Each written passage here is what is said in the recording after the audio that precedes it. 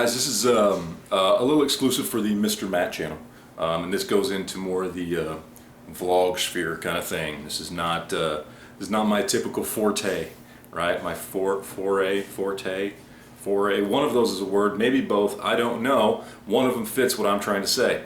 Anyway, I want to step outside just a little bit and talk about these two dudes right here, Captain America and Punisher. And I'm going to get a little geeky. You guys know I love the geek stuff, right? And talk about not just the stuff we've got behind me, but why I like these two characters. All right? So we'll start with the stuff I got behind me. Let's start with the Captain America side. I only got a couple Captain America things here. If I didn't have other hobbies, and you guys know what I'm talking about, I would probably have a lot more stuff like this. I am a geek. I do like toys of the past and just enjoying the cool aspects of stuff like this and comic books and that kind of stuff. I would have more of that stuff. Did not have other more expensive hobbies. This is one I picked up at a flea market, and it's just like a 12-inch Captain America figure. It's got like 16 points of articulation, all that kind of stuff. It's the kind of thing that I would have loved to have had as a kid. Now it's, I mean, I don't play with this. I don't have the imagination I had when I was a kid. Unfortunately, because if I did, that'd be awesome, right? Wouldn't we all love to have that? How much fun did you used to have when you were a kid playing with stuff like this? But in the 80s, we didn't have action figures this cool. So when I saw this at a flea market, I think it was 18 bucks. I think going price is like 25. So I got a little bit cheaper, and it came in the box with all the stuff and different heads and different hands and that kind of thing.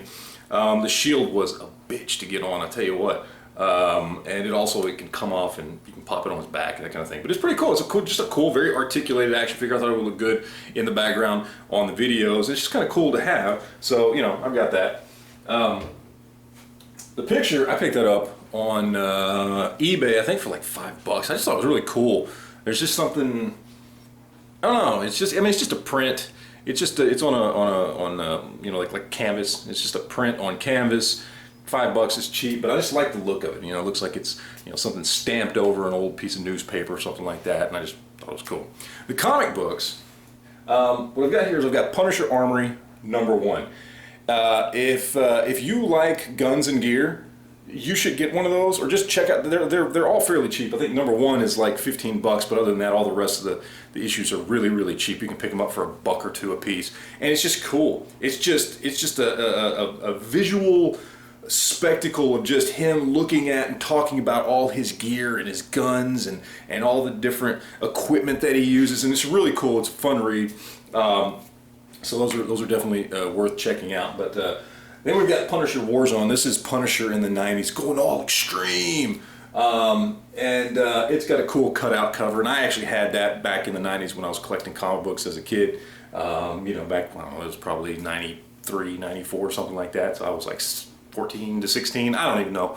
I don't remember how old I am anymore.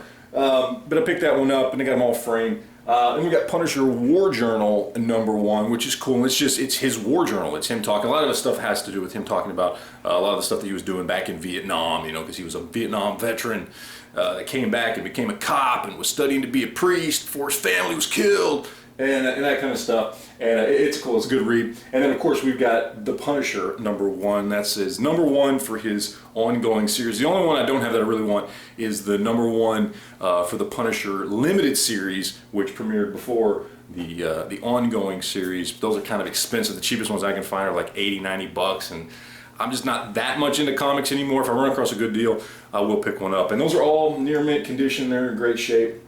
I just got some cheap frames off of Amazon and framed them up, threw them in some Mylar bags, and threw them up there. But yeah, that's my Punisher, my current Punisher Captain America collection. And it's really only a collection for background and videos, but that's what it is. That's why it's there. Like I said, if I didn't have more expensive hobbies, I'd have a whole lot more of that type of stuff. Why I like these two characters? Because to me, they are two sides of the American coin, right? These are the two sides of what you would think an American superhero would be, okay? On one side, you've got Captain America.